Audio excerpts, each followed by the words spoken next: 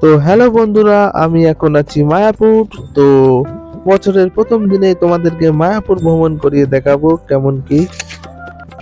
তো বছরের প্রথম দিনই খুবই ভিড় হয়েছে মায়াপুরে, দেখতেই পাচ্ছ অসংখ্য লোকজন এসেছে মায়াপুরে ভ্রমণ করতে। তো আমরাও গেছিলাম বছরের প্রথম দিনই মায়াপুর ট্যুরে এবং গিয়ে খুবই সুন্দর সময় কাটালাম। খুবই সুন্দর পরিবেশ মায়াপুর। আমাদের বাড়ি থেকে মাত্র 15 কিলোমিটার দূরত্বে মায়াপুর। তো আমরা প্রায় যাই। তো বছরের প্রথম দিনে গেছিলাম মায়াপুর আর খুবই একটা সুন্দর মুহূর্ত কাটিয়ে আসলাম মায়াপুর থেকে। খুব সুন্দর ফুল, দেখো শীতকালে পরিবেশটা খুবই সুন্দর মায়াপুরে। শীত গরম সব সময় মায়াপুরে ভিড় থাকে। আর নতুন এই যে মন্দিরটা উদ্বোধন হবে এই 24 সালের মধ্যেই, তবে কবে হবে এখনো সঠিক জানি না। এই মায়াপুর ইস্কন মন্দির। আর এখানে সকাল সকালই খাবার দিচ্ছিল, প্রসাদ, খিচুড়ি প্রসাদ, ফ্রি খিচুড়ি প্রসাদ। এখানে সব সময় খিচুড়ি প্রসাদ দেওয়া হয় ফ্রিতে। খুবই ভালো একটা প্রসাদ হয় এখানে। সকাল থেকে শুরু করে রাত্রি পর্যন্ত এখানে দেয়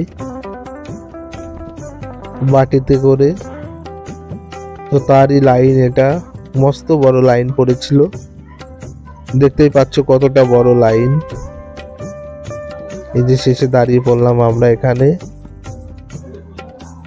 একেবারে সরাসরি লাইনে দাঁড়িয়ে পড়লাম। এখান থেকে আস্তে আস্তে এগোবো। তো খিচুড়ি প্রসাদ খাওয়া হয়ে গেছে।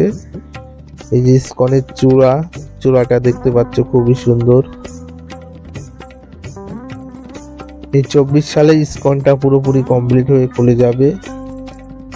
আর এই যে প্রথম দিনের ভিড়টা দেখো গাইস, কি ভিড় হয়েছে এখানে, কি আর বলবো, প্রচন্ড ভিড়, তুলনা করা যায় না, এতটা ভিড় হয়েছে এই মায়াপুর ইস্কনে।